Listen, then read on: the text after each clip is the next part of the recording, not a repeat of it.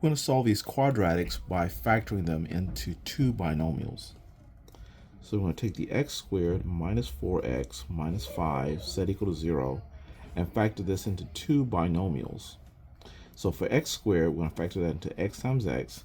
Now 5, we have a choice of 1 times 5 and 5 times 1. I'm going to choose 1 times 5. And this tells us that the signs have to be different. So 1 times x is 1x. And x times 5 is 5x. And we want different signs so we can get negative 4x. So I'm going to choose a positive and a negative, and that does give us negative 4x. So we need a positive here and a negative there. Now, let's take each one of these factors and set them equal to 0 and solve for x. So, subtracting 1 from both sides, I get x equals negative 1. Adding 5 to both sides, here I get x equals 5. Okay, furthermore, let's solve for x here by taking the x squared plus 5x plus 6 equals 0 and factor that into two binomials equal to 0. For x squared, we're going to factor that into x times x. And for 6, we have a couple choices, several choices. 1 times 6, 2 times 3, 3 times 2, and 1 times 6 times 1. I'm going to choose 2 times 3 for 6. That's going to give me a 2x and a 3x.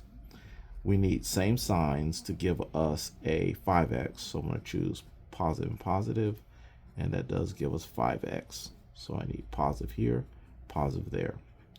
So our factors are x plus 2 set equal to 0 and x plus 3 set equal to 0.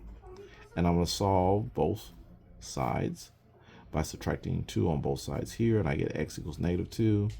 And here I'll subtract 3 from both sides, and we'll get x equals negative 3. Lastly, we have x squared minus 9x plus 8 set equal to 0. We're going to factor this trinomial into two binomials, and we'll get x times x. Now 8, we have several choices. We have 1 times 8, 2 times 4, 4 times 2, and 8 times 1. I'm going to choose the 1 times 8. And that's going to give me 1x and 8x here for the inside and the outside. The signs have to be the same, and we want a negative 9x, so we're going to choose negative and negative. That will give us our 9x. And so negative here. And so let's split that into two pieces. X minus 1 set equal to 0, and x minus 8 set equal to 0. And I'm going to add 1 to both sides here, and we'll get x equals 1.